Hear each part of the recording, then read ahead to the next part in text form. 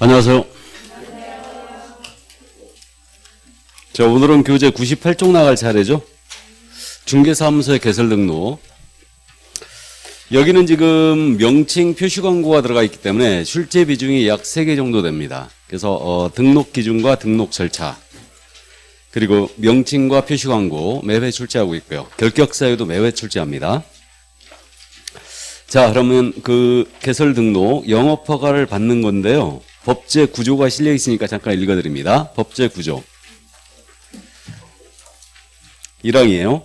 중개업을 영위하려는 자는 밑줄입니다. 중개업을 영위하려는 자는 밑줄이고요. 국토교통부령이 정하는 바에 따라 중개사무소, 법인의 경우는 주된 중개사무소로 말한다. 주된 중개사무소는 본점을 얘기하죠. 를 두려는 지역을 관할하는 시장, 구가 설치되지 아니한 시의 시장과 특별자치도 행정시의 시장을 말한다. 이와 같다. 군수 또는 구청장 이하 등록권 행한다. 에게 중개사무소의 개설 등록을 하여야 한다. 개설 등록을 하여야 한다의 밑줄이에요. 자, 그럼 중개사무소 개설 등록 조문, 기본 조문을 읽어봤는데요. 우리 법 9조 1항에 지금 뭐라고 그랬냐면 중개업을 영위하려는 자는 이 법에 따른 개설 등록을 하래요. 그럼 중개업을 하고자 할 때는 등록을 하는 겁니다. 등록을 안 하고 중개업을 하면 무등록 중개업으로 처벌받아요. 그럼 중개업이 뭐냐는 지난주에 우리가 공부했고요. 그러면 중개업 안 하고 컨설팅이나 분양 대행만 하는 거예요. 그럼 이때는 등록할 필요가 있어요, 없어요? 없죠. 근데 컨설팅이나 분양 대행에 부수하여 중개를 업으로 하고자 한다. 그럼 부수적으로 하더라도 등록은 해야 되죠. 이렇게 되고, 우리 그저 국토교통부 유권 해석은요, 인터넷만으로 중개업을 한다라고 하더라도 사무소 확보하고 등록을 해야 된다는 게 유권 해석인데 타당한 걸로 일단 해석이 되고 있습니다. 그럼 이 등록으로 오기까지 연역은 어떻게 되냐면 1961년도에 소개영업법이 있었어요. 이때 당시에는 신고제로 운영됐습니다. 그랬다가 1983년도 12월 말에 부동산 중개업법이 제정이 있었거든요. 그럼 중개업법 시절에는 허가제로 운영이 됐어요. 그랬다가 이 중개업법 7차 개정을 했죠. 7차 개정이 1999년도 개정이었어요. IMF 시대였죠. 그래서 규제 완화 차원에서 허가제였던 것을 지금 등록제로 바꿔놓은 거예요. 그래서 지금 중개업 진입을 위해서는 등록을 해야 된다. 이건 사실상 영업허가를 받는 겁니다. 그 정도 이해하시고. 자, 그럼 이제 등록의 성격이 어떻게 되느냐. 이걸 이제 보고 가는데 등록은 중개업을 하고자 할 때는 등록을 하라고 했기 때문에 중개업 영위를 위한 적법 요건입니다. 뭐 쉽게 가는데, 예를 들어서 이 얘기입니다. 등록을 안 하고 중개업을 했습니다. 그럼 이거 무등록 중개업이죠. 위법 행위였는데 등록을 하고 중개업을 하네요. 그럼 이제 이게 적법해지는 거예요. 그래서 위법했던 것을 적법한 것으로 바꿔준 하나의 요건이다. 이렇게 부르는데 적법 요건이란 말은 몰라도 돼요. 근데 등록은 유효 요건이 아니란 말은 이해하고 계셔야 됩니다. 뭔 얘기냐면 그러면 등록을 하지 아니한 자가 갑과 을 간의 거래를 소개한 거예요. 그럼 등록하지 아니한 자가 소개했다 하여 이 계약이 무효가 될까요? 계약은 그대로 유효하겠죠. 그래서 등록은 계약의 효력에 영향을 미치는 요인이 아니에요. 그래서 이건 유효 요건이 아니다. 이자는 등록을 안 했기 때문에 처벌만 받을 뿐이란 얘기입니다.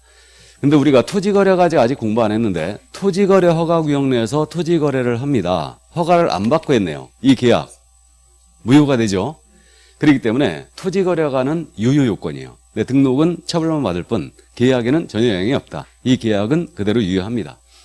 자, 그래서 이거는 등록은 유효 요건이 아니라는 거 이해해 두시고, 우리 등록은 기속적 행정이에요. 그러니까 기속적 행정이란 말은 이제 지금서부터는 여기 허가제로 운영될 당시와 비교를 많이 하는데 이 중개업법 시절에 허가제로 운영되면서 어떤 규정이 있었냐면요. 허가 신청 들어온 자를 딱 관상을 봤더니 이자가 부동산 투기를 조장할 우려가 있는 거예요. 그럼 허가를 안 해줄 수도 있었어요. 이게. 그러니까 이제 그때 당시에는 우리 담당 공무원이 관상학도 공부를 해야 되죠. 이게. 그래서 그런 황당한 규정이 있었습니다. 그렇기 때문에 그런 규정 다 삭제해버렸어요. 그래서 현재는 등록을 신청했잖아요. 기준에 적합했습니다. 반드시 등록을 해줘야 돼요. 이것을 뭐라 한다? 기속이라고 그래요. 그래서 우리 등록은 기속성을 띠고 있습니다. 거부할 수 없다. 재량권이 없다는 얘기예요. 그래서 이제 그 정도 이해해 주시고요. 우리 등록은 허가라고 그랬습니다. 그래서 우리가 식당을 하듯이 식당을 할 때도 이제 신고나 허가를 받아야 되지 않습니까? 그렇듯이 우리도 영업 허가를 받는 거예요. 이 허가라는 것은 행정법에서 금지의 해제를 의미하거든요. 그러니까 이제 등록을 했어요. 그럼 중개업을 하도록 허용을 해주고 있는 거죠. 그러니까 이건 허가입니다. 이 허가가 행정법에서 명령적 행정행위 중에 하나예요. 이거는. 그러니까 소개업법 시절에 신고제였고 중개업법 시절에 허가제였고 지금 현재 등록제인데 말은 달리하고 있지만 모든 이게 실질이 허가입니다. 다 금지를 풀어주는 거예요. 신고를 해야지 중개업이 허용됐고요. 허가를 받아야지 중개업이 허용됐고 나아가서 등록을 해야지 중개업이 허용되는 거예요. 그렇기 때문에 이건 실질 허가다. 참고해 두시고 우리는 전문 자격증이니까 당연히 등록은 일신 연속성이 있어요. 그러니까 양도, 상속, 대여가 다 안 되는 겁니다. 나아가서 등록은 한번 해놓게 되면 등록은 영원하다. 이게 등록의 영속성인데 이것도 이 허가제로 운영될 당시에는요. 5년마다 한 번씩 허가를 갱신했어야 되거든요. 그러면 비타500 잘 안 사다 줍니다. 허가 갱신을 안 받아줄 수도 있죠. 지금은 그런 거 통해 안 통해요? 안 통합니다. 한 번 등록을 해놓게 등록은 계속된다. 이것이 바로 영속성이라고 그래요. 참고해 두시기 바라고 여기서 건질 거는 등록은 유효요건이 아니다. 이 정도만 기억하시기 바랍니다. 자, 그럼 시험에 내지 않는 부분이긴 하지만 일단 이 정도 감 잡고요. 이제 넘어갑니다. 등록 신청자란 말 나왔어요. 100페이지. 구조제 2항인데요. 공인중개사 또는 소속공사를 제외한다고 그랬고요. 공인중개사 또는 법인이 아닌 자는 제1항에 따라 중개사무소의 개설 등록을 신청할 수 없다 그랬어요. 자, 지금 최근에 요 조문을 잘 내고 있는데 당연한 얘기예요. 개인의 경우는 공인중개사 자격증이 있어야 된다는 얘기죠. 그래서 공인중개사 또는 법인이 아닌 자는 중개사무소의 등록을 신청할 수 없습니다. 이때 주의할 점은 가로 열고 지금 소공사 제외라고 그랬어요. 그럼 소속공사는 등록을 신청할 수 있다 없다? 없다란 뜻이에요. 오늘 공부하는데 우리는 중개사무소에 한 군데만 근무해야 되거든요. 이걸 이중소속 금지라고 그래요. 그렇기 때문에 소속공인중개사는 현재 중개사무소에 근무하고 있는 자를 얘기하기 때문에 소속공사는 등록 신청할 수 없습니다. 이거. 자, 그래서 소공사는 등록을 신청할 수 없다는 뜻이에요. 가볍게 이해를 해 두시고요. 지금 그럼 현재 등록을 할 수 있는 자는 개인의 경우는 자격증이 있어야 되고 법인의 일정 요건만 갖추면 되는 거죠. 그러니까 사실 공인중개사 또는 법인에 하나여 등록이 되는 거고 공인중개사나 법인이 아닌 자는 등록할 수 없습니다. 그리고 소속공사는 등록할 수 없습니다. 여기까지. 그래서 이 정도만 가볍게 이해를 해두세요. 자, 그럼 이제 등록 기준의 구비로 넘어갑니다. 등록 기준의 구비. 등록 기준은 매회 내신다 보시면 돼요. 그럼 지금 현재 등록을 할 수 있는 자는 크게 개인과 법인으로 나눠져 있고요. 이 개인의 등록 기준이거든요. 그래서 102쪽으로 바로 넘어갑니다. 그래서 우리 교재 공인중개사의 등록 기준 이렇게 돼 있죠. 이건 이제 개인의 등록 기준인데 민법에서는 개인을 뭐라고 부릅니까? 자연인, 내추럴먼이라고 불러요. 그래서 자연인이다.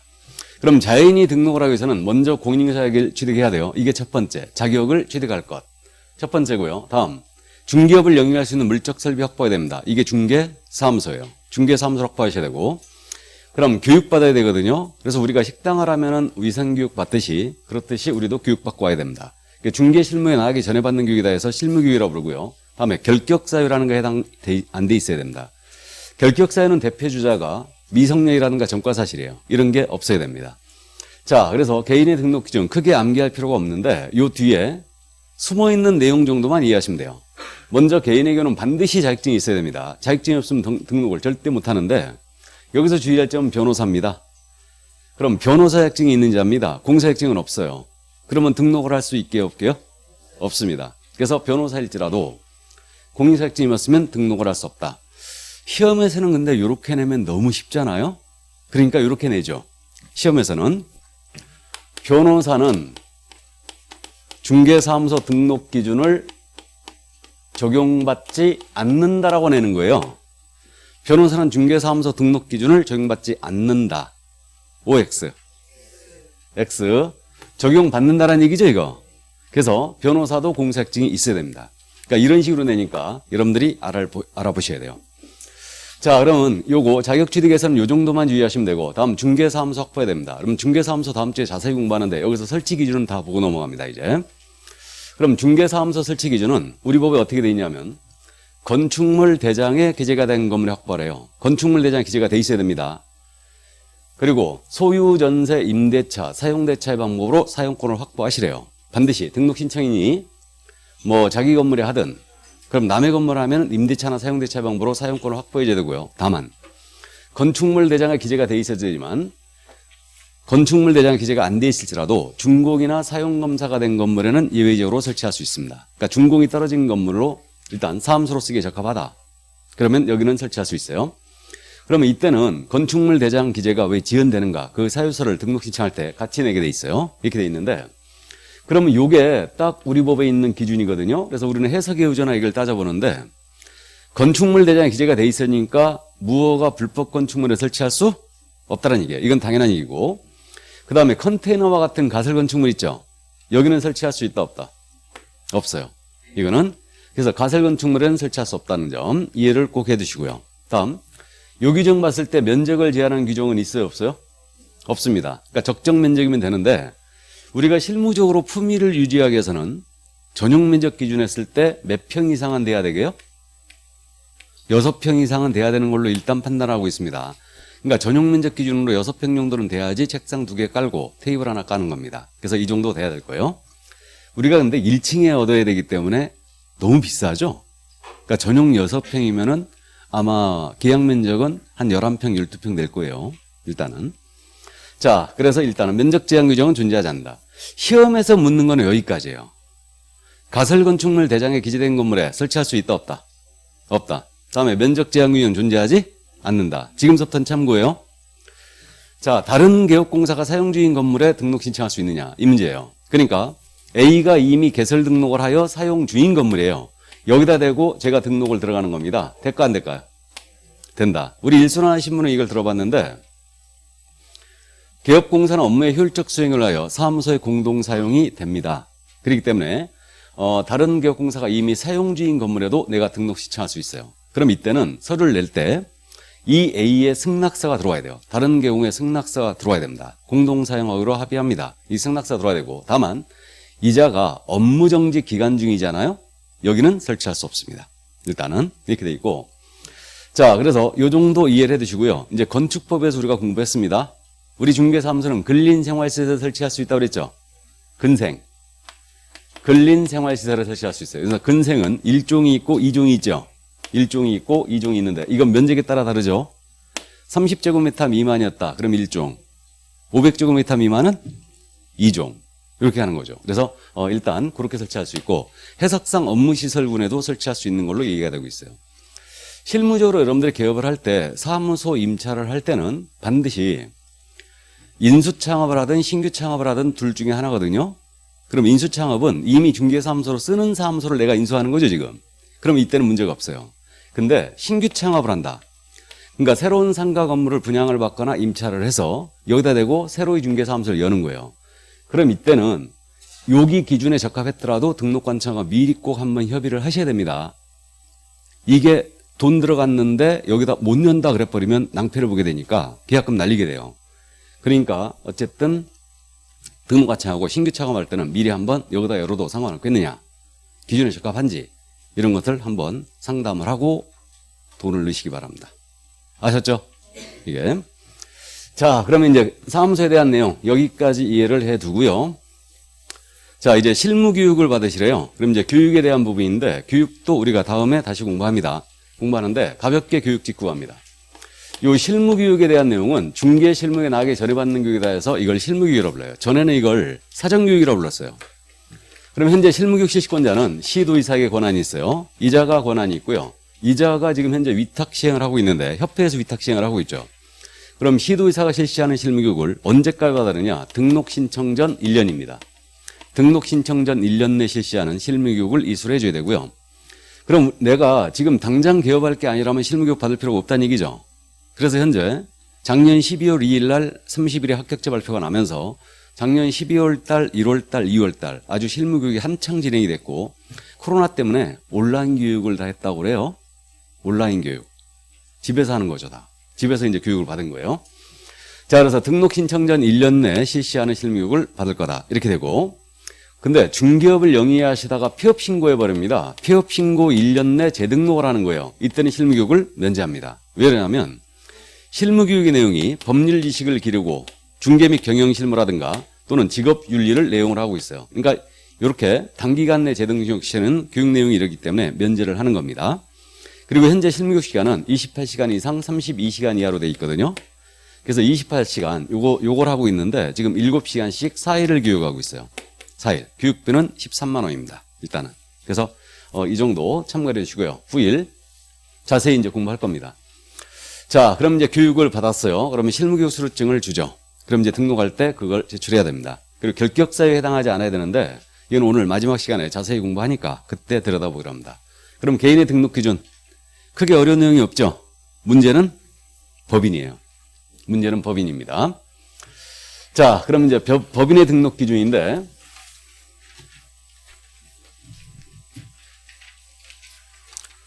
교재 104쪽으로 넘어갑니다. 지금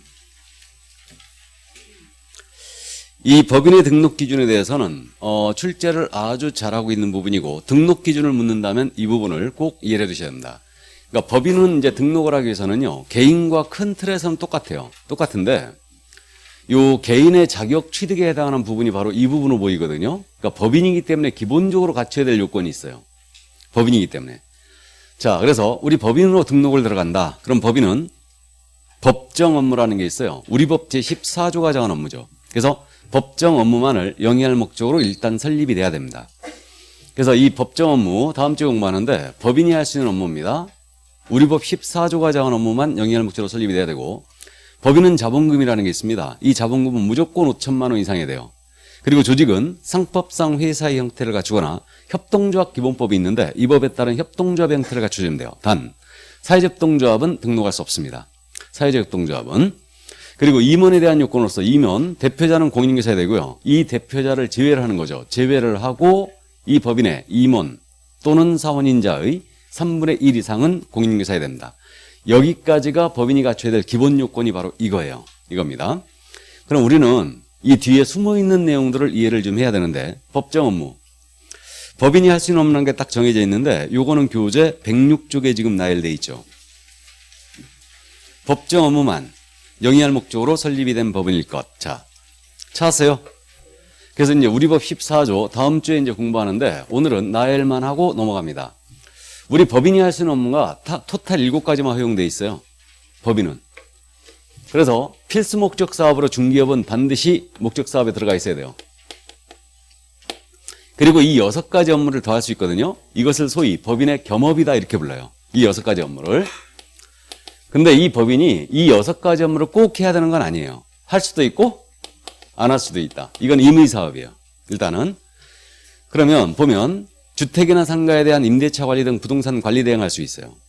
다음에 부동산에 대한 이용 개발 거래에 관한 상담할 수 있습니다. 이게 부동산 컨설팅이에요. 그리고 기업 공인중개사를 대상으로 한 중기업의 경영기법 및 경영정보 제공할 수 있어요. 이게 중기업 경영 컨설팅으로서 프랜차이즈라고 부르는 거예요. 중기업 프랜차이즈. 그리고 주택이나 상가에 대한 분양 대행을 할 수 있고요. 그다음에 경공매 업무를 수행할 수 있고요. 법인도. 마지막으로 주거이전을 부수는 용역의 알선을 할 수 있습니다. 주거이전을 부수는 용역이라는 게 이사업체나 도배업체가 있죠. 이것을 직접 운영하는 건 안 되고요. 소개까지는 돼요. 그러면 법인이 할 수 있는 업무가 토탈 7가지고 만약에 등록 신청 들어온 법인이 여기 7가지에 없는 내용이 목적 사업으로 들어가 있다. 그럼 등록을 수리하지 않는다는 얘기예요. 그럼 예를 들어서 등록 신청 들어온 법인이 개발업이 목적 사업에 들어가 있는 거예요. 개발업이. 그럼 등록을 수리한다 안 한다? 안 한다는 얘기죠. 여기 개발업이 없죠. 부동산 개발업이 없습니다. 부동산 상담까지는 가능한데 이렇게 없는 사업이 들어가 있으면 등록을 수리하지 않는다는 얘기예요. 이게. 근데 등록 신청 들어온 법인이 목적 사업에 덜렁 중기업만 딱 들어가 있는 거예요. 그럼 등록 수리할까 안 할까요? 하겠죠. 합니다. 그래서 일단 거기까지. 그럼 여기서 잠시 우리가 이제 심화과제니까 문제를 조금씩 연습한다고 그랬어요. 등록 기준을 묻는 유형은 일단 2가지로 나눠지는데 정통으로 묻는 유형이 있습니다. 예를 들어서 다음 법인의 등록 기준이다. 옳은 것 틀린 것 골라라. 이렇게 문제를 낸 거예요. 1번 법인으로 등록을 하기 위해서는 중기업만을 영위할 목적으로 설립이 되어야 한다라고 냈어요. OX X 중기업 외에 6가지 업무 더 할 수 있죠. 그러니까 이건 일단 틀렸습니다. 근데 문제가 이렇게 나온 거예요. 다음 등록 신청한 법인 중 등록이 가능한 법인은 무엇이냐. 1번 갑법인은 중기업만을 영위할 목적으로 설립되어 있다 라고 나왔어요. 등록할 수 있어요 없어요? 있죠? 두 가지 유형을 무슨 말인지 이해하시겠죠, 이게? 그러니까 법인의 등록 기준을 정통으로 물었는데 중개업만을 영위할 목적으로 설립돼야 한다. 틀렸죠, 이거? 근데 중개업만 영위할 목적으로 설립된 법인은 등록할 수 있어요, 없어요? 있어요. 이해되시죠? 자, 그래서 이제 등록 기준의 문제가 이런 식으로 있다는 거 이해만 해두시고. 자, 그럼 법정 업무는 우리가 다음 주에 이제 암기를 하기로 하고요. 이거 매번 냅니다. 법인의 업무냐 아니냐 이거 매번 내는데 어쨌든 다음 주에 암기할 거예요. 자, 그럼 이제 자본금은 무조건 5천만 원 이상이어야 된다고 그랬습니다. 그래서 이게 자본금은 초기 법인 설립할 때 초기 투하 자본이라고 이해하세요, 그냥.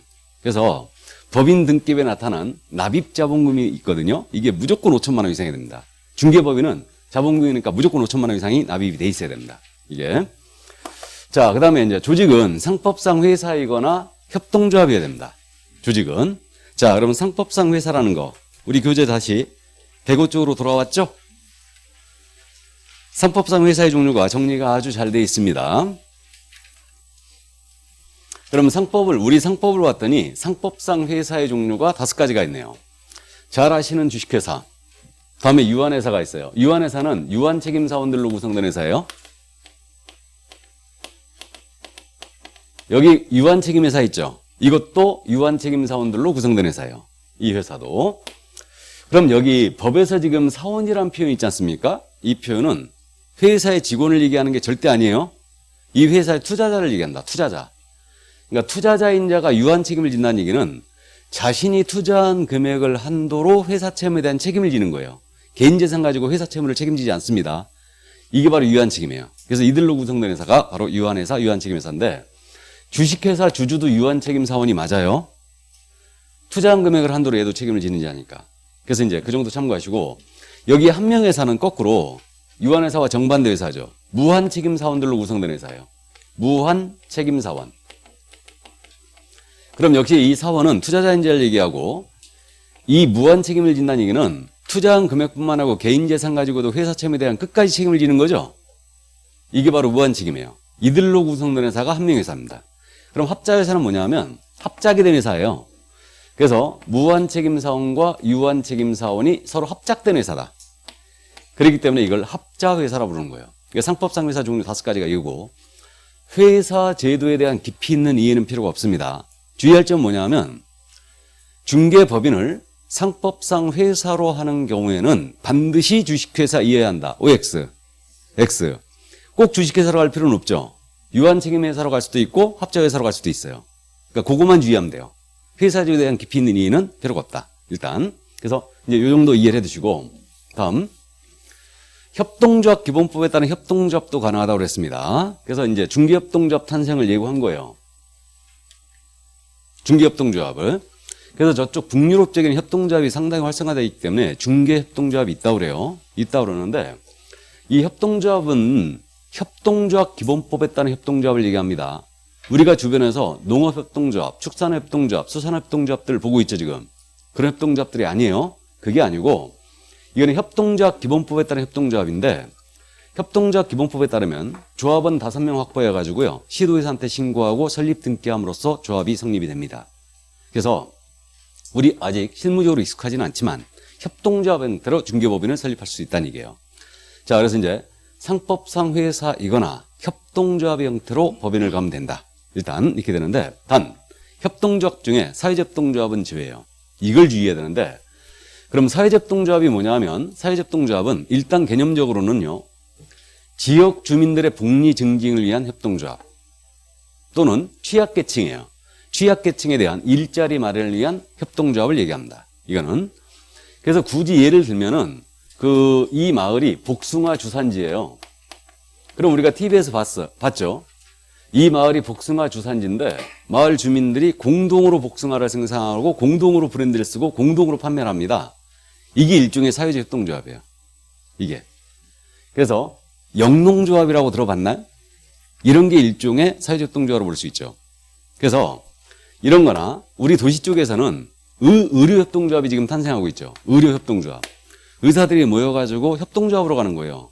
그러니까 의료법인을 설립하는데 뭐 내과, 소아과, 비뇨기과, 피부과 이렇게 모여가지고 협동조합으로 가는 겁니다. 그래서 이게 일종의 사회적 협동조합이에요.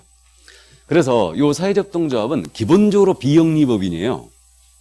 그렇기 때문에 우리는 중기업이라는 영리사업을 하고 있는 거죠, 지금. 그러니까 비영리법인인 요거 등록할 수 있다, 없다? 절대 없죠. 그러니까 사회적 협동조합은 절대 안 된다는 걸 꼭 주의해야 됩니다. 이게. 자, 그래서 상법상 회사이거나 협동조합이면 되는데 단 사회적 협동조합은 절대 안 된다. 이렇게 이해해 주시고요. 사회적 협동조합은 비영리법이기 때문에 절대 등록이 안 돼요. 그럼 나머지 이제 임원에 대한 요건이거든요. 그래서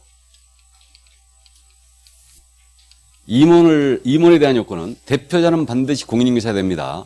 그러니까 대표자가 공인인증서 아니면 등록을 수리하지 않습니다. 대표자는 무조건 공인인증서야 되고 대표자를 제외한다, 포함한다?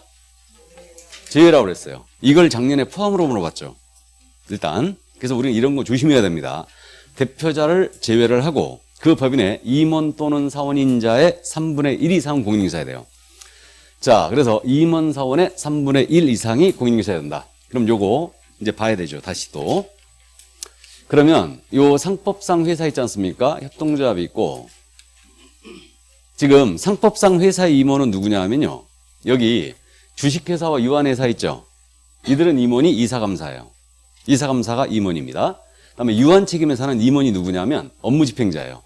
이사 대신 업무집행자를 둔다 그랬거든요. 그러니까 이자가 바로 임원이고 여기 협동조합 있지 않습니까? 협동조합도 임원이 이사감사예요.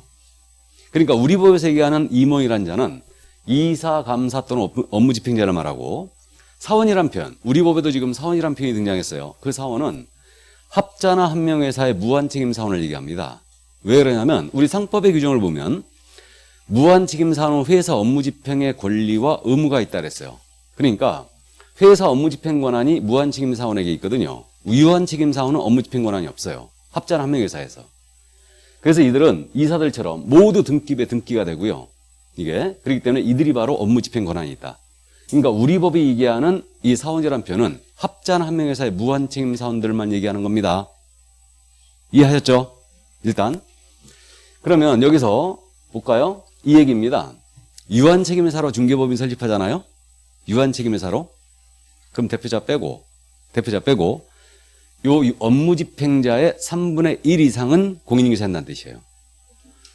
합자회사로 중개법인 설립하잖아요. 그럼 대표자 빼고 무한책임사원의 3분의 1 이상이 공인인증서에 이해한다는 뜻입니다. 이해하셨죠? 그래서 우리는 이제 3명 중에 1명입니다. 숫자 반드시 기억해야 되는데 3명 중에 1명으로 기억하는 거예요. 임원사원 3명 중에 1명은 반드시 공인인증서야 되죠? 그럼 나머지 2명 공인인증서가 아니어도 됩니다. 이건 투자자를 받아들여 좋다 이 얘기예요. 그래서 이거 숫자를 꼭 그렇게 기억하시고 3명 중에 1명은 공인인증서야 된다. 그럼 만약에 대표자 빼고요. 이 법인의 임원이 만약에 6명이 있다. 그럼 이 중에 최소한 공인인증서 몇 명이어야 돼요? 2명은 있어야 됩니다. 7명이라면 3명은 있어야 되죠. 이 정도. 그래서 이해를 해두시고. 자, 그럼 임원에 대한 요건을 다 봤습니다. 여기까지. 그럼 나머지 요건은 개인과 똑같다는 얘기죠. 나머지 요건은. 그래서 중개사무소 건축물 대장기재 건물에 모두 확보하셔야 됩니다. 이건 똑같고요. 그다음에 실무교육 받아야 돼요. 그럼 실무교육은 누가 받아야 되냐면 법인에 오는 대표자는 당연히 받아야 되겠죠. 이때 실무교육 임원사원 전체가 다 받아야 됩니다. 임원사원 전체가. 그럼 이 얘기네요. 우리 임원사원 중에는 공인인증서가 아닌 자가 3분의 2나 있을 수 있죠. 그럼 그들도 실무교육 대상이라는 얘기예요. 그래서 부동산 투자해서 돈 좀 땄거든요. 자격증을 딸 자신은 없어요. 이게 안 좋아서. 그래갖고 중개법인 설립해갖고 이제 내가 투자하고 임원으로 취임하는 거예요. 가서 교육받고 와야 되죠.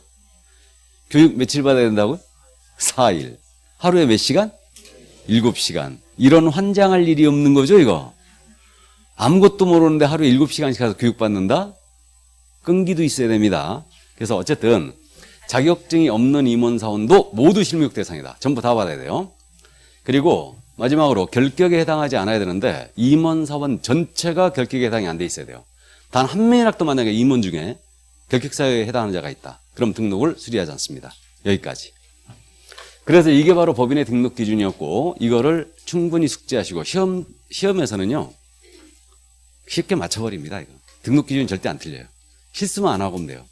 근데 우리가 이 교실에서는 제외인지 포함인지 너무너무 잘 아는데, 이게 시험장에 가기만 하면 이게 포함인가 제외인가 알딸딸해져요 이게. 그러니까 어쨌든 제외고요. 일단은 3명 중에 1명은 공인중개사가 됩니다. 이렇게 기억하는 거예요. 일단은. 자, 그럼 이제 등록 기준을 다 봤는데 우리 교재 순서에 따라서 107쪽에 넓혀보기가 있어요. 맨 밑에. 찾았습니까? 다른 법률에 의하여 중개업을 할 수 있는 법인, 특수법인의 종합이라고 돼 있죠? 예, 좋습니다. 특수법인을 보고 갑니다. 여기서 오늘 전체를 다 보고 갈 거예요. 처음 들으시는 분들은 지금 이번 순환 수업이 조금 어려울 수 있는데 다음 순환을 가면은 그 얘기 했었어 그러실 거예요. 일단은. 자, 그럼 이제 우리 그 용어의 정의를 지난주에 하면서 법인인 개업 공인중개사는 2가지가 있어요. 다시. 하나는 순수 중개법인이 있고요. 또 하나는 특수법인이라는 자가 있어요. 근데 특수법인이라는 표현은 우리가 강학상 쓰는 표현이고요. 우리 현재 공사법은 어떻게 표현되냐면 이제는 다른 법률에 따라 중개업을 할 수 있는 법이 이렇게 돼 있어요. 그러니까 시험에서는 특수법인에 대해 묻고자 하잖아요. 다른 법률에 의하여 중개업을 할 수 있는 법인 이렇게 물어요. 그러니까 이걸 꼭 알아보셔야 돼요. 다른 법률에 의하여 중개업을 할 수 있는 법인. 이것은 특수법인을 얘기한다. 해서 현재 특수법인의 종류가 표로 정리를 해봤는데 4가지가 있어요. 현재. 특수법인은 지역농협동조합이 있어요. 농협동조합에 따른 지역농협동조합. 이게 단위농협이죠. 그리고 산림조합법에 따른 산림조합이 있는데 산림조합은 중앙에도 특수법인이고 지역산림조합도 특수법인이에요. 근데 농협동조합은요. 협동조합 중앙에는 절대 아닙니다. 지역농협동조합만 특수법인이에요. 그 다음에 이제 산업단지 관리기관이 있고 한국자산관리공사법에 따른 한국자산관리공사가 있어요. 이게 캠코죠. 그래서 이들은 우리가 상식적으로 봤을 때 고유목적 사업들이 있죠. 고유목적 사업이 있는데 고유목적 사업을 수행하다 보니까 중개업이 필요했어요. 그래서 중개업을 허용을 하게 됩니다. 근데 우리 공인인사법이 허용한 게 아니고 얘네 설립근거법에서 직접 허용했어요. 중개업을. 어떤 내용으로 허용했냐면 지역농협은 농지에 대한 매매기관 임대차 중개할 수 있다고 그랬어요. 농지만. 그리고 산림조합 여기 있죠. 중앙이나 지역산림조합은 임목이나 임야에 대한 중개만 할 수 있다고 그랬고요. 산업단지 관리기관은 산업단지를 관리하고 있으니까 당연히 산업단지 내에 소재하는 공장용지라든가 공장건축물만 중개할 수 있고요. 그리고 한국자산관리공사는 주로 공매라는 걸 담당하고 있죠. 공매. 공개매각이 주말인데 그래서 법인의 비업무용 부동산 공매를 많이 하거든요. 그렇기 때문에 비업무용 부동산에 대한 중개를 할 수 있죠. 그러면 특수법인이 중개업을 할 수는 있지만 중개대상물 전체를 제한 없이 중개할 수 있는 것은 아니죠. 지금 물건이 정해져 있어요. 이렇게 일단 그 정도 이해하시고 그럼 오늘 지금 등록을 공부하고 있는데 얘네들도 중개업을 하고자 할 때는 등록을 해야 되는 문제가 있는데 자 원칙론의 입장 등록을 해야 될 것 같아 안 할 것 같아 중개업을 하고자 할 때 네? 원칙은 해야 되겠죠. 우리가 중개업에 관한 일반법이니까 우리 법 따라 등록해야 돼요. 근데 안 해도 되는 법인이 더 많아요. 이 3개의 법인은 등록을 요구하지 않습니다. 왜 그랬냐면 농협동조합법의 규정을 보면 그렇게 돼 있어요. 지역농협동조합은 농지에 대한 임대차 중개할 수 있다. 매매기관 임대차 중개할 수 있다. 이 경우 공인인사법 제9조 등록 규정을 배제한다라고 직접 규정을 뒀어요. 그래서 얘는 등록 안 하고 중개업을 할 수 있도록 그렇게 된 겁니다. 근데 한국자산관리공사법은 어떻게 돼 있냐면 비업무용 부동산 중개한다 할 수 있다 해놓고 아무 얘기 안 해버린 거예요. 더 이상 등록을 해야 되는지 안 해야 되는지. 그런 바람에 얘는 우리 법에 따라 등록을 해야 되는 사태가 벌어진 거예요. 그래서 특수법인에게 유일하게 등록을 요구하는 법인이 한국자산관리공사죠. 지금 얘만 등록을 요구하는데 여러분들은 이걸 기억할 게 아니고 뭘 기억해야 되냐면 지역농협을 기억해야 돼요. 그래서 지역농협이 진하게 써있죠. 요거만 기억하면 돼요. 시험에서는 요거만 물어보거든요. 그럼 지역농협동조합은 등록을 해야 된다 안 해도 된다? 안 해도 된다. 그렇게 얘기해가지고 한국자산관리공사만 유일하게 등록을 요구하는데 그럼 이제 자산관리공사가 만약에 중개업을 하고자 할 때는 등록을 해야 됩니다. 그럼 얘는 법인이 맞죠? 법인이 맞는데 등록을 할 때 우리가 방금 전에 법인의 등록 기준 봤거든요. 법정만 영위하는 목적으로 쓸 땐 자본금 5천만 원 이상의 상법상 회사로서 그죠? 그래서 이제 이렇게 이거 등록 기준 맞추러 간 다음에 얘 등록할 수 있다는 얘기 없다는 얘기예요. 없어요. 법정 업무서부터 틀렸죠, 지금 벌써. 얘는 고유목적 사업이 있는데. 그죠? 그러니까 못한다는 사태가 벌어졌어요. 그래서 여기서부터 이제 우리 법에 규정이 있는 거예요. 그래서 이 세 개, 이게 우리 공인중개사법에 명문의 규정이 있는 규정 세 가지가 이거거든요, 지금. 그래서 이 세 가지는 거의 시험을 볼 때마다 물어봐요. 고맙게도. 쉽게 여러분들이 알아보십니다. 그럼 먼저 첫 번째 특례가 뭐냐면 특수법인은 등록을 하더라도 법인의 등록 기준을 배제했습니다. 적용하지 않아요. 그럼 특수법인은 등록을 하더라도 대표자가 공인중개사가 아니어도 되죠. 나아가 임원 중에 공인중개사 한 명도 없어도 돼요. 실무교육 받을 필요 있어요, 없어요? 없어요. 중개사무소를 별도로 갖출 필요도 없어요. 자본금이 5천만 원 이상의 필요도 없습니다. 그러니까 법인의 등록 기준을 전체를 배제했어요. 이걸 기억해 두시고, 두 번째, 처음 들으신 분은 다음 주에 우리가 공부하는데 법인은 지점을 설치할 수 있죠. 지점을 우리는 뭐라고 하냐면 분사무소라고 부르죠. 이때 이 분사무소 책임자, 소장님이거든요. 분사무 책임자는 공인중개사에 한다는 요건이 있어요. 공인중개사에 한다. 분사무 책임자는. 근데 이것을 특수법인한테는 배제했어요. 그럼 특수법인의 분사무소의 책임자는 공인중개사가 아니어도 된다. 그래서 시험에서는 특수법인이라는 용어를 쓴다고요, 안 쓴다고요? 안 쓴다고요. 그러니까 다른 법률에 의하여 중개업을 할 수 있는 법인의 분사무소의 책임자는 공인중개사가 아니어도 된다. 이게 두 번째 특례. 세 번째가 우리 법인은 원래 보증을 2억 이상 설정해야 되거든요. 이게 업무 보증인데 손해배상 책임을 보장하는 조치죠. 보증을 2억 이상 설정해야 되는데 우리 지역농협을 받았어요. 얘는 법인이죠, 지금. 근데 원래 2억 이상이 돼야 되겠지만 지역농협은 얼마 이상만 설정하면 1,000만 원 이상으로 봐준 겁니다. 왜 봐준지는 저도 몰라요. 그래서 처음 들으신 분은 관계되는 곳에서 다시 나옵니다. 다시 나오는데 어쨌든 이게 우리 법에 명문의 규정이 있는 세 가지가 바로 이거예요. 그래서 이것을 일단 주의를 해 주시기 바랍니다. 나머지는 해석상 문제예요. 해석상 문제니까 이런 건 시험에 묻지도 않습니다. 그럼 특수법인도 확인 설명 다 해야 되고요. 손해배상 책임도 지게 됩니다. 계약서 작성 규부하게 돼 있어요. 중개업 한다면. 그리고 업무지역은 전국으로 해석되고 있고 법인의 겸업. 아까 관상차분 경위 6가지 있었죠. 관리대행 상담 프랜차이즈, 다음에 분양대행 경공매화선 내리 이사 관련 용역예약선. 이 6가지 업무 당연히 못하죠, 이거. 그래서 어쨌든 이 정도. 자, 그래서 이 정도 특수법인에 대한 내용을 쭉 이제 한번 봤습니다. 그럼 이제 처음 들으신 분은 특수법인한테는 법인의 등록 기준을 적용한다, 안 한다? 안 한다. 기억해 두세요. 나머지는 이제 관계되는 곳에서 다시 나올 겁니다. 이 정도. 열심히 받아 적을 필요가 있다, 없다? 없다. 우리 5, 6월 과정에 유약집 나온다 그랬죠. 그러니까 유약집에 다 써 있으니까 똑같이 있어요, 여기. 똑같이 있습니다. 그래서 어쨌든 받아 적을 필요가 없어요. 그러니까 쭉 들으시고 가는 게 좋습니다. 일단은. 자, 그러면 특수법인에 대한 내용까지 다 봤으므로 이제 등록 신청 단계로 가야 되죠. 108쪽.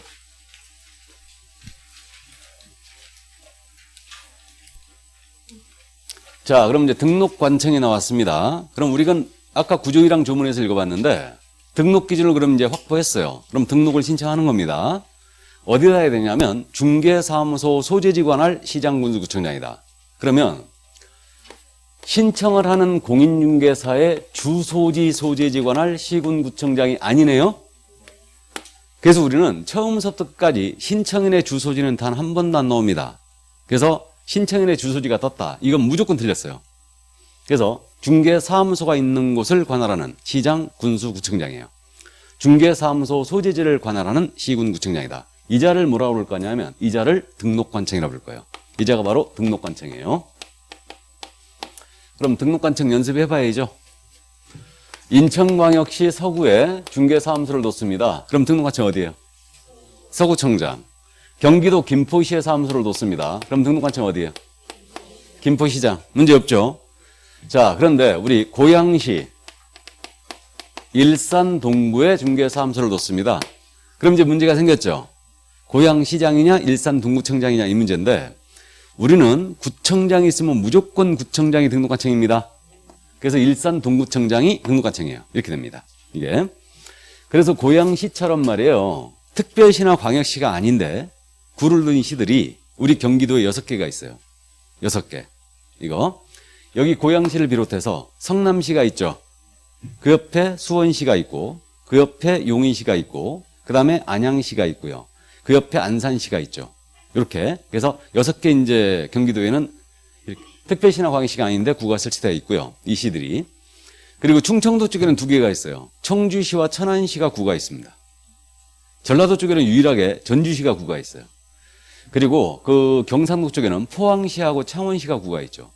그럼 지금 말씀드린 포항시장, 창원시장, 전주시장, 청주시장, 천안시장, 고양시장 모두 등록관청이 아니에요. 거의 구청장들이 등록관청입니다. 이해하셨죠? 그래서 이제 그 정도 이해하시고. 그러면 시군 구청장 할 때 요 시장은 구가 설치되지 아니한 시의 시장이네요. 김포시장처럼. 맞죠? 그러니까 고양시장은 절대 아니란 얘기예요. 그럼 이때 참고 여기 일산 동구청장이 지두구청장이라 하여 서구청장하고 맞먹자 갑니다. 그럼 뭐 맞는다고? 예, 싸대기 맞습니다. 그러면 여기 서구청장하고 동격인 자가 누구다? 고양시장이죠. 고양시장 투표로 뽑아요? 서구청장 투표로 뽑죠. 투표로 뽑는 단체장이 있는 지역을 지방자치단체라 불러요. 지방자치단체. 이걸 줄여서 지자체라고 합니다. 그럼 지방자치단체인 구, 서구죠. 이걸 자치구라고 그래요. 지방자치단체인 구를 자치구라고 그러고 여기 일산 동구는 지방자치단체가 아니에요. 고양시가 지방자치단체죠. 그러니까 일산 동구청장 고양시장이 임명한 구청장에 불과해요. 그래서 지방자치단체가 아닌 구 있죠. 이것을 공법 시간에 비자치구라고 공부하는 거예요. 근데 우리는 이거 신경 쓸 필요 없어요. 자치구, 비자치구 신경 쓸 필요가 없고 이게 수수료에서만 좀 관련이 있는데 어쨌든 일산 동구는 지방자치단체인 구가 아니다. 고양시가 지방자치단체예요. 됐죠? 이 정도. 자, 그럼 등록관청 알아봤고요. 그럼 등록을 신청하면서 서류 내야 될 거예요, 이제. 그럼 등록기준 증명서를 그대로 첨부하는데 자, 서류. 먼저 우리 등록기준에서 첫 번째가 뭐였냐 하면 자격을 취득하라고 했어요. 근데 자격증사본을 내느냐? 안 냅니다. 법인에게는 법인기상 증명서를 내느냐? 안 냅니다. 건축물 대장을 내느냐? 건축물 대장이 기재한 건물에 사무소학파라고 그랬거든요. 이걸 안 냅니다. 왜 안 내냐면 자격증은 우리 등록관청이 자격발급 시도의사에게 직접 확인 요청 들어가요. 자격이 나갔는가. 다음에 법인기상 증명서와 건축물 대장은 사실 구청장이 갖고 있죠, 지가. 그러니까 이걸 낼 일이 없고요. 이건 전자적법으로 직접 확인 들어갑니다, 다. 그래서 우리 최첨단 전자정부 시대로 가고 있기 때문에 직접 열어본다는 얘기예요. 참고로 우리 과목에서 법인 등기상 증명서 제출하는 경우는 단 한 번도 없습니다. 처음부터 끝까지. 모두 직접 다 확인 들어가요, 이거는. 그래서 안 낸다는 거 이해해 두시고. 그럼 이제 두 번째가 사무소학파라고 했죠. 그럼 사무소학파 증명서를 들어와야 돼요. 그럼 사무소학파 증명서라는 게 뭐겠습니까? 임대차 계약서 들어오라는 얘기죠. 그 얘기예요. 사용대차라면 사용대차 계약서 들어와야 되고요. 그 다음에 건축물 대장에 기재가 안 돼 있다. 그럼 대장 기재가 왜 지연되는가? 지연되는 사유서 첨부해야 돼요. 임대차 계약서 더불어 지연되는 사유서가 들어와야 된다. 건축물 대장 기재가 안 된 건물이라면 그 정도 이해하시고.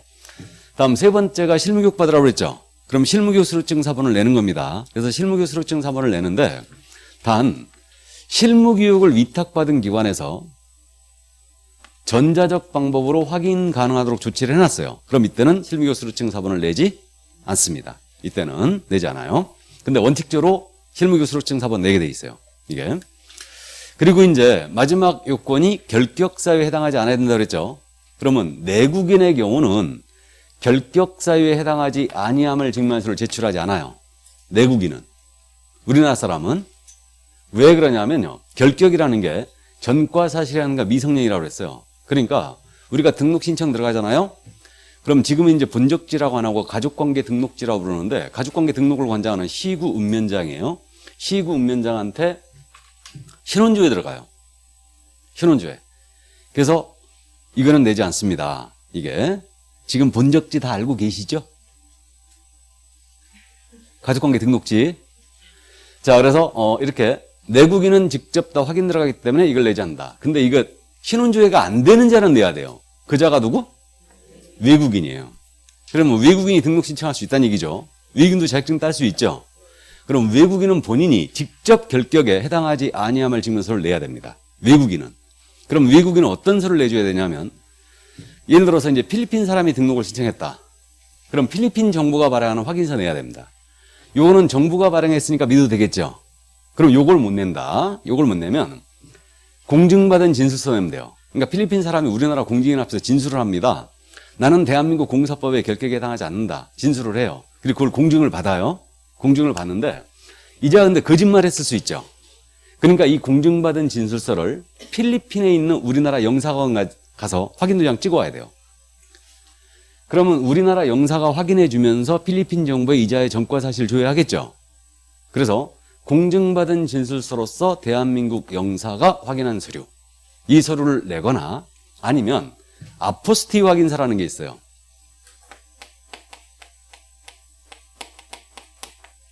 아포스티 확인서가 있는데 그 국제조약이 있거든요. 외국 공문서에 대한 인증의 요구를 폐지하는 협약이라는 국제조약이 있어요. 외국 공문서에 대한 인증의 요구를 폐지하는 협약. 이게 세계적인 현재 100여 개국가 가입돼 있고 우리도 가입돼 있거든요. 가입돼 있는데 여기에 가입된 국가의 국민이라면 아포스티 확인서를 내도 됩니다. 이거. 그럼 이게 뭐냐면 이게 예를 들어서 내가 캐나다에서 박사학위를 받았어요. 그리고 박사학위증을 국내에 갖고 들어와가지고 내가 캐나다 박사학위다. 박사학위 소지자다. 라고 박사학위증을 들이밀어요. 그럼 이게 진짜인지 거짓말인지 확인이 안 되죠. 확인이 안 돼요. 근데 내가 출국을 하면서 캐나다에서 아포스티유 발행기관에 가서 아포스티유를 받아오는 거예요. 그럼 이게 국내로 갖고 오자는 아포스티유 발행이 되면 이게 국내에서 공문서로서의 효력이 발생해요. 그러니까 그 문서의 진정성이 인정이 된다는 얘기죠. 그 얘기입니다. 이게 바로 아포스티유예요. 하루는 사무실에 앉아 있는데 손님이 찾아왔어요. 손님이 와가지고 이분이 아파트를 사겠대. 아파트를. 근데 국적이 미국인이랍니다. 그래서 우리 사장님이 상담을 하는 거예요, 이제. 상담을 하는데. 그러면 이제 물어봐야 되잖아요. 국적이 미국이니까 아파트 살려는데 이게 현금으로 모두 살 거냐 아니면 대출을 받을 거냐. 그럼 대출을 받겠다고 할 거 아니에요. 그러니까 대출을 받겠다고 하더라고. 그러니까 대출을 받겠다고 하니까 당연히 국내 소득 증빙 자료가 있어야 되잖아요, 지금. 외국이니까. 그래갖고 국내 소득이 그럼 있습니까? 라고 했더니 국내 소득에 잡히는 게 아무것도 없대. 나쁜 놈이지. 일단 아무것도 없대. 그러면 국내 소득이 없으면은 이거 대출이 국내 은행에서 힘들다. 이거는. 그랬더니 이분이 딱 하는 소리가 아포스티유 받아왔다 그러는 거야. 아포스티유를 받아왔대. 그러니까 우리 사장님이 눈이 둥그레갖고 뒤를 딱 쳐다보는 거야. 아포스티유가 뭔데? 그냥 진행을 해라, 일단은. 그래갖고 이제 그렇게 이제 진행을 했는데 이분은 알고 있는 거지. 그래갖고 아포스티유를 발행받아 온 거예요. 그러니까 미국에서 출국을 하면서 아포스티유 발행기관에서 국세청에 가갖고 발행을 받아온 거예요, 이거를. 발행을 받아와갖고 이게 그래갖고 이게 그러면 이게 아포스티유가 밀봉이 돼 있거든요. 밀봉돼 있어요. 봉인돼 있습니다. 그래갖고 이걸 봉인을 뜯어버리면 효력이 없어져 버려요. 그래갖고 이 아포스티유 이걸 갖다 은행에다 이제 제출을 하죠. 그대로 제출하면 여기서 이제 은행에서 이걸 개봉을 해. 개봉을 하고 번역 공증을 합니다. 영문으로 써 있을 거 아니에요. 번역 공증을 해요. 번역 공증을 하고 은행에서 대출이 실행되는 거지, 이제. 소득이 증명이 되니까, 일단은. 그래갖고 이제 그렇게 나가는 겁니다, 일단은. 그래서 이게 바로 아포스티유다. 우리가 팔방미인이 돼야 되죠? 그러니까 다 알고 있어야 됩니다, 이런 것들. 그래서 국제화 시대를 맞이하여 일단은 이런 게 있다는 거. 그리고 그런 거 이제 이런 얘기가 나왔으니까 참고인데, 이거 영사 얘기가 나왔죠? 그럼 우리나라 국민인데 외국에 가 있어. 외국에 가 있어갖고 이분이 장기 체류를 하고 있는 거야. 그러면 이거 자기 소유의 부동산을 외국에 체류하면서 국내에 있는 부동산을 판다. 그럴 수 있잖아요. 그럼 이분은 매도용 인감증명서 발행을 해야 돼. 매도용 인감증명서. 들어봤죠? 그러면 부동산을 파는 사람은 매도 인감증명서를 발행을 해야 되는데 이분이 외국에 장기 체류하고 있고 단기간 내에 들어올 일이 없는 거야, 지금. 그럼 이걸 발행해야지 매수인 앞으로 이전는 게 될 거 아니에요, 지금. 그죠? 그럼 어떻게 하냐면요. 영사관 가서 발행받으면 돼요. 우리나라 영사 있죠, 거기. 영사관. 영사관 가서 발행받아요, 다. 뭔 말인지 아십니까? 참고해 두세요. 500원. 그래서 어쨌든 뭐 이런 것들 있다는 걸 일단 이해해 두시고. 그럼 외국인은 요 셋 중에 하나의 서류를 내야 되죠. 내야 되고, 외국 법인은요, 외국 법인은 이게 국내 영업소 증명서를 더 내야 됩니다. 그러니까 외국 법인은 임원이 결격에 해당하지 아니함을 증명한 서류, 외국인인 임원이 그 서류와 국내 영업소 증명서를 더 내야 돼요. 외국 법인의 경우는. 왜 그러냐면 페이퍼 컴퍼니를 막기 위해서. 그렇기 때문에 국내 영업소 등기 서류 같이 내야 됩니다. 일단. 자, 그러면 등록 기준 증명서는 다 끝났어요. 다 끝났는데 등록 기준에 없는 서류 한 가지 더 내야 되거든요. 그럼 등록 기준에 없는 서류가 뭐냐면 여권용 사진이에요. 사진 한 장 내셔야 됩니다. 3.5 곱하기 4.5 사이즈. 이 사진 한 장 내시는데 이 사진은 왜 내냐면 나중에 등록증 교부할 때 등록증에 붙여줘요. 등록증에 붙여주기 때문에 이 서류를 사진 한 장 내셔야 됩니다. 여러분들이 제일 먼저 사진 내는 데가 언제다? 시험 응시원서 낼 때죠. 그 응시원서에 낼 때 내는 사진 있잖아요. 그 사진 이쁘게 찍어내야 된다고 그랬어요. 왜요? 그 사진이 내 자격증에 붙어 나옵니다. 응시원서 냈을 때 그 내는 사진이. 그러니까 이쁘게 찍어내셔야 되고, 고등학교 때 찍었던 사진 내면 안 돼요, 그거.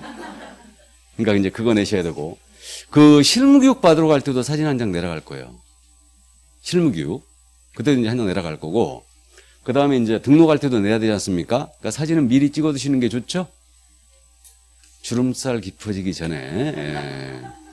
머리 시커멀 때 찍어야지, 이게 또 허해지면 또 어떡하나, 머리가.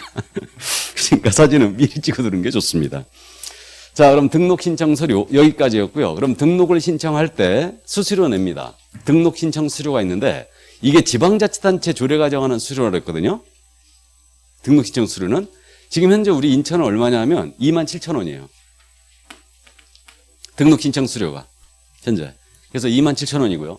거의 뭐 전국이 27,000원 내외입니다. 이렇게 돼 있는데 어쨌든 27,000원이에요. 그래서 현재 우리는 이렇게 돼 있고, 그럼 지방자치단체 조례가 정하는 등록 신청수를 내기 때문에 이때 지방자치단체 종류는 시도가 있고 시군구가 있거든요. 그럼 등록관청이 시군구청장이니까 당연히 시군구 조례가 되는 겁니다. 그런데 여기서 인천시 서구에 사무소를 뒀다. 그럼 서구는 지방자치단체가 맞죠? 그러니까 서구 조례에 따른 수수료를 내는 거예요. 그 다음에 경기도 김포시에 사무소를 뒀다. 그러면 김포시장이 등록관청이 되면서 김포시는 지방자치단체가 맞으니까 김포시 조례에 따른 수수료를 냅니다. 그런데 고양시 일산 동구에 사무소를 둔 거예요. 그럼 일산 동구청장이 등록관청이죠. 근데 일산 동구는 지방자치단체인 구가 아니에요. 그럼 지방자치단체 조례가 정하는 수를 내라겠으니까 이때는 어디 조례? 고양시 조례가 되는 겁니다. 이해되시죠? 참고하시기 바랍니다. 어디 조례냐 이런 건 잘 묻지도 않아요. 일단은. 근데 이해는 해두시기 바랍니다. 근데 이걸 생각보다 어려워하시더라고, 이거를. 자, 그러면 이제 등록 신청 수수료까지 다 봤고요. 등록 신청을 할 때요, 우리 그 도장 등록해야 되죠. 우린 도장 등록을 뭐라고 하냐면 인장 등록이라 하거든요. 그래서 등록을 신청할 때 인장 등록을 함께 할 수도 있어요. 이때 꼭 해야 되는 건 아니에요. 그러니까 등록 신청할 때 인장 등록을 함께 할 수도 있다.